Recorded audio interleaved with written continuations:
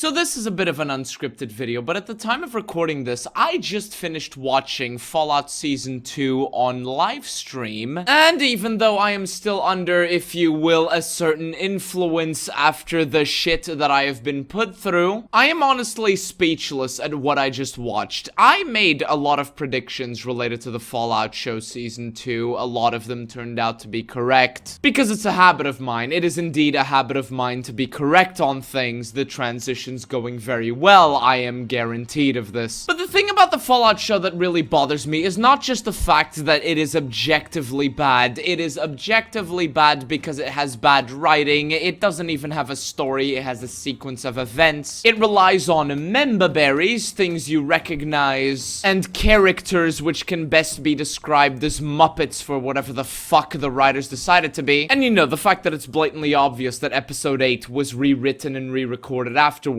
because that shit just does not align with the rest of the season. But what bothers me most about Fallout Season 2 is that it insists upon itself. I have never seen a show retcon itself so many times over in the span of one season, much less in the span of 2 seasons. I won't even talk about the very obvious political representation and ideology sharing that there is in this show, because that's not relevant here, that's relevant for the review. However, and I do mean this entirely seriously, I have never seen a show that managed to both prove me correct and wrong at the same time. Every prediction I made of this show that turned out to be correct was both correct and wrong at the same time, and that is something that makes me feel insane to even record right now. Because contrary to Season 1, I went into this show expecting something really bad, and even though all of the bad things that I predicted turned out to be true, or at least most of them, even though I could point to them on screen, you can see it in the Ava live streams, I managed to completely break down because I had to come to terms with the fact that I managed to be both correct and incorrect. This show doesn't so much trip over itself when trying to correct its mistakes, or mistakes quote-unquote, in Season 1, as it does crash into itself like two trains on the same train track would if they were going in opposite directions. And that's just the story, mind you, because the CGI is also a bit of a shit show, much like in Season 1. Unlike Season 1, I didn't have to look away because my eyes started hurting. But it says a lot about the show when we started a game on livestream to find out exactly where the fucking green screen ended. And of course, where the heavily CGI'd set began. Now here's the thing, credit where credit is due, the props and sets have indeed improved. It's just a shame that I can't actually appreciate them because the whole fucking sets are not only blurry CGI garbage, but also heavily manipulated to fit whatever is convenient to the story. Without spoiling anything, because this is indeed a first impressions video that is unscripted, I am not kidding when I say that we started a game on the live stream to see how many times Mr. House invented rotating streets. And this is a bit of a problem because when you have a show that is objectively over-reliant on the member berries, the thing that you recognize, you know, the thing that you recognize from the games, it is a bit of a problem when you keep switching the things that we recognize up. I legitimately do not understand how the people who defend this show when it comes to the shit that you recognize and the so-called faithfulness to the OG games can say that it was in fact faithful when everything that we indeed recognize keeps changing haphazardly and abstractly. If memory serves, I am pretty sure that where Freeside is, and by proxy where the strip is, changed at least 3 times in the entire second half of the season. And the way ghouls worked was manipulated for the sake of a very, very cheap emotional moment in the show. But all of this could be ignored if the show at least was of decent quality. Unfortunately, it isn't. I found myself wanting to give this show the credit where credit is due, and yet every single time I tried to do that, it undermined itself, either with a fucking oldie song, because of fucking course that shit comes back, but it also does this with jokes or something so unfathomably contradictory that I cannot let it slide. And I cannot let it slide because this is a franchise that is dependent on the story, and the story is so fucked that a lot of people were giving me legitimately wrong information because they couldn't tell which episode was which episode. Kind of like the situation that I was put in when reviewing Season 1, where episodes just blended into one another and I couldn't tell which was which. If you watch this show, know that you are not going to be held to the same rules in the following episode that you are being held to in the episode that you are currently watching. Because at the end of the day, this entire season of the Fallout show is really just a filler season to set up their hype train that is season 3. If you subjectively enjoy this show and had fun with it, then by all means do that. But you have to recognize, if you,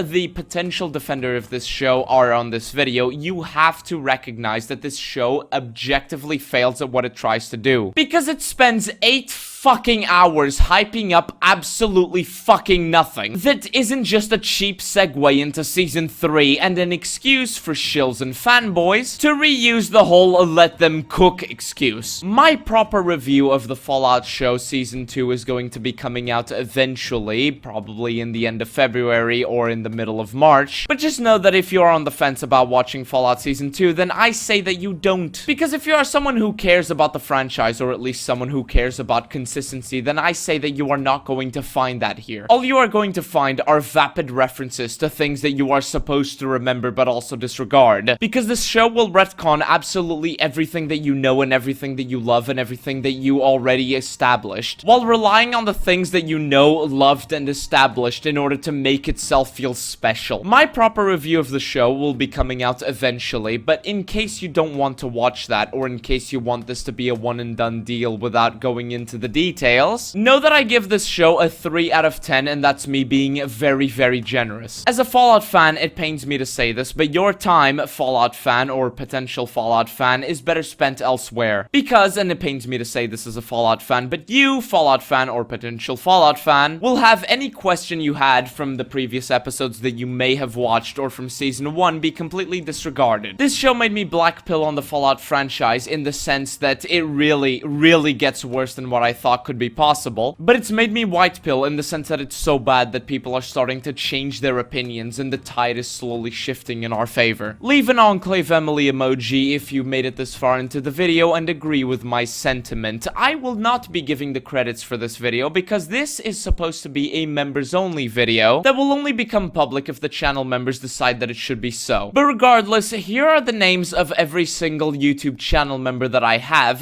Thank you all for supporting me, thank you all for being here, and thank you all for your patience while I catch up with this piece of shit. Anyway, thank you guys for watching, thank you guys for rating, thank you all for the support, and I will see you all very soon in the next one. Bye-bye.